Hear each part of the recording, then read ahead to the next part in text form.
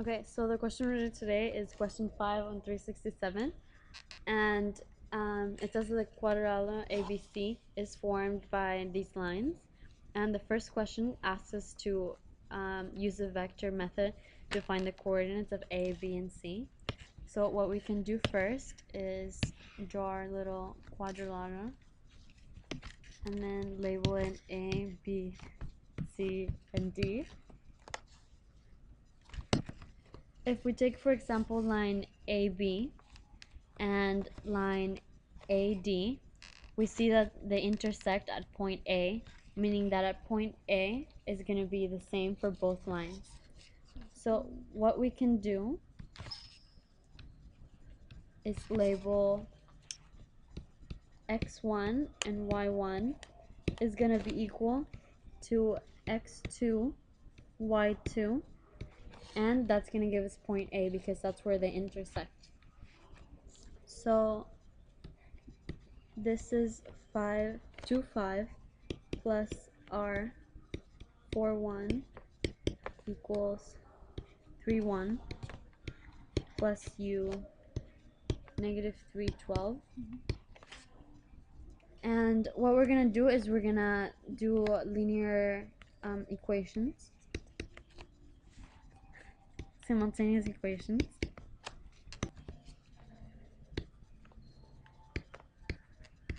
Okay. And we are going to solve for both letters, but first, of course, we have to solve for one. And the easiest one to do right now is the second one. So we're going to solve for r. So r is going to equal negative 4 plus 12u.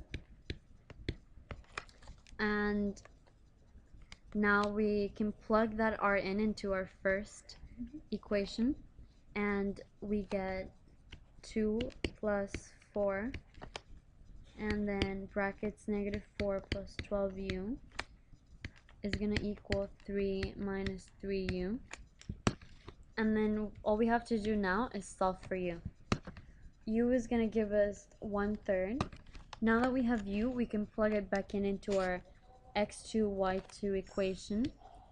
So what we can do is we can say that 3, 1 plus u negative 3, 12 equals xy, which is going to give us our a value, which is what we're looking for. So we just plug in 1/3 for u and solve using our simultaneous equations. So we set up the equation. It's going to be 3 plus 1/3 times negative 3 is going to give us our x value of a, and that is going to give us u is equal to x1.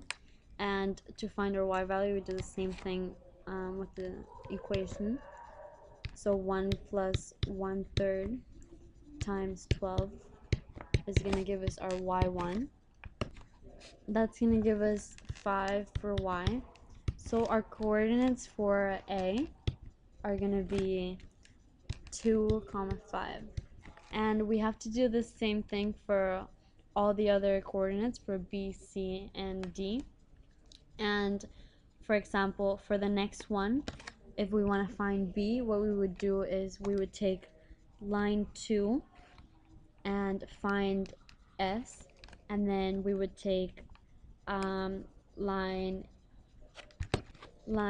AB, and we would set it equal in order to find s, and the same process would give us the final it would give us the final answer. And this would be our final answer for letter A. Now, letter B asks us to find the vectors of AC and DB first. So if we look at our diagram, AC is the diagonal that has the coordinates of A and C. So all we have to do is subtract C, which we already found, and is 14, 25, and A, which is 2 comma 5. Now we have to say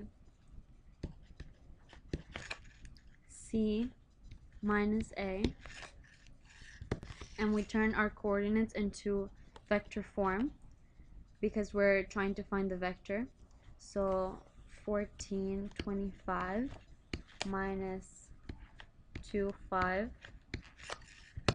and when we subtract, it's going to be 1220. And this is vector AC. I'm sorry, that was the vector AC.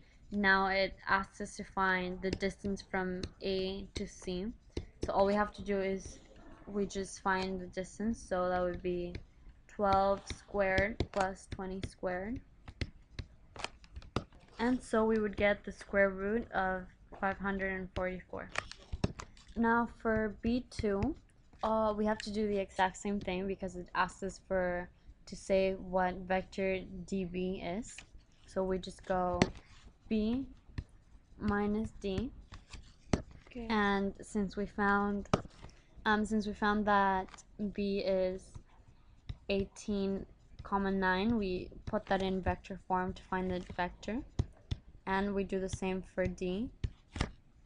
And that would give us 20 and minus 12. Now to find the distance, we do the exact same thing that we did in the previous one. And the answer is the square root of 544. The final step asks us to do 3. It asks us for the dot product of AC and DB.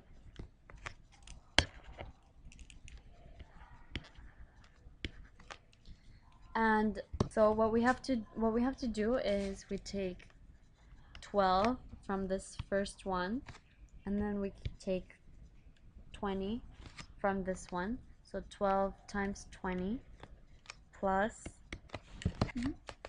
20 times negative 12.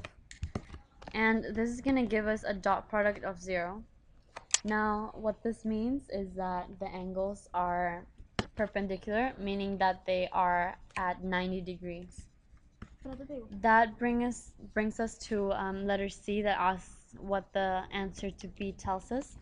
And basically what it tells us is that the diagonals in the quadrilateral are perpendicular and are of equal length, which means that it is a square.